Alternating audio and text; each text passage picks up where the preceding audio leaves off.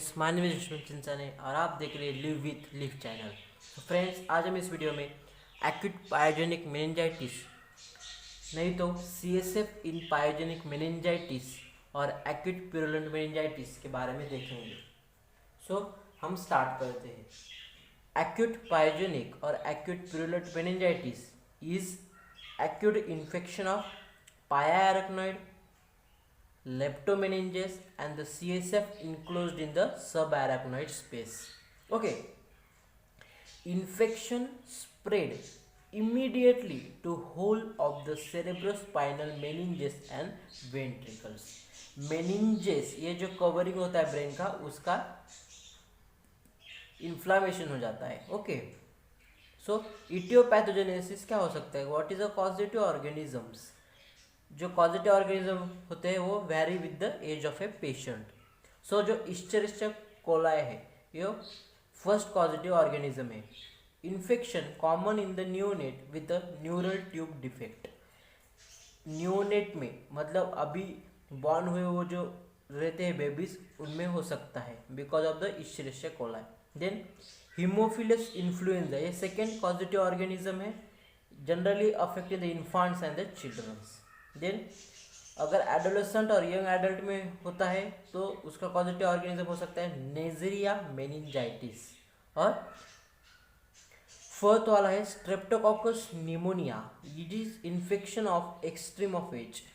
जिनका एज बहुत ज़्यादा है उनमें स्ट्रेप्टोकोकस निमोनिया के वजह से मेनिंजाइटिस हो सकता है। देन रूट ऑफ इन्फेक्शन के अगर बारे में बात करते हैं तो commonly by the blood stream, ये जो ब्लड स्ट्रीम से फैल सकता है। Then adjacent focus of infection, जिस जगह पे इन्फेक्शन होगा है वहाँ से दूसरी जगहों पे स्प्रेड हो जाएगा। And by iatrogenic infection, introduction of organism during the operation, मतलब जब पेशेंट एडमिट हो जाता है हॉस्पिटल में उसके बाद उसको इन्फेक्शन होता है, उसको हम एट्रोजेनिक इन्फेक्शन बोलते हैं। नहीं तो जब सर्जरी के वक्त को जो इंस्ट्रूमेंट यूज किए जाते हैं उस इंस्ट्रूमेंट में अगर ऑर्गेनिज्म रहे तो इन्फेक्शन हो सकता है। देन अगर ग्रॉस अपीयरेंस की बात करते हैं तो पस एक्यूमुलेट इन सब एरोक्नॉइड स्पेस। जो पस है वो कहाँ एक्यूमुलेट होता है? सब एरोक्नॉइड स्पेस में। So that CSF become turbid and frankly purulent. जो CSF रहता है वो टर्बिड हो जाएगा, फ्रैंकी हो जाएगा।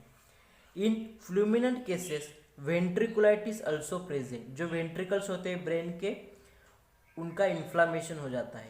देन प्यूरुलेंट मटेरियल में interferes with CSF flow and result in obstructive hydrocephalus बोलते हैं। हाइड्रोसिफेलस मतलब जो वेंट्रिकल्स है उनकी साइज बड़ी हो जाती है। ओके, देन हम उसके मॉर्फोलॉजिकल अपीयरेंस के बारे में अगर बात करते हैं तो polymorpho mononucleosis in the sub arachnoid space. जो सब एरोक्नॉइड स्पेस है वहाँ हमको क्या मिलेंगे? पॉलीमॉर्फो न्यूक्लियोसिस। क्लिनिकल फीचर्स के बारे में अगर बात करते हैं तो acute bacterial meningitis is a medical emergency. ये एक मेडिकल इमरजेंसी है क्योंकि जो मेनिंजाइटिस होता है वो जल्दी से फैलता है। इसके देन क्या होता है? पेशेंट में फीवर आता है, सीवियर हेडेक होने लगता है, वोमिटिंग होने लगती है, drowsiness, coma, stupor and convergence. Coma में भी जा सकता है और कन्वर्जेंस आने के भी चांसेस होते हैं। Then stiffness of neck on forward bending. जब फॉरवर्ड बेंडिंग किया जाता है तो स्टिफनेस आ जाता है नेक में। अगर लैब डायग्नोसिस की बात करते हैं तो examining CSF, naked eyes appearance of frankly and cloudy CSF रहता है। CSF का प्रेशर बढ़ जाता है। पॉलीमॉर्फोन्यूक्लियोसिस और leucocytosis in CSF, increases CSF protein level और bacteriological examination of gram stand.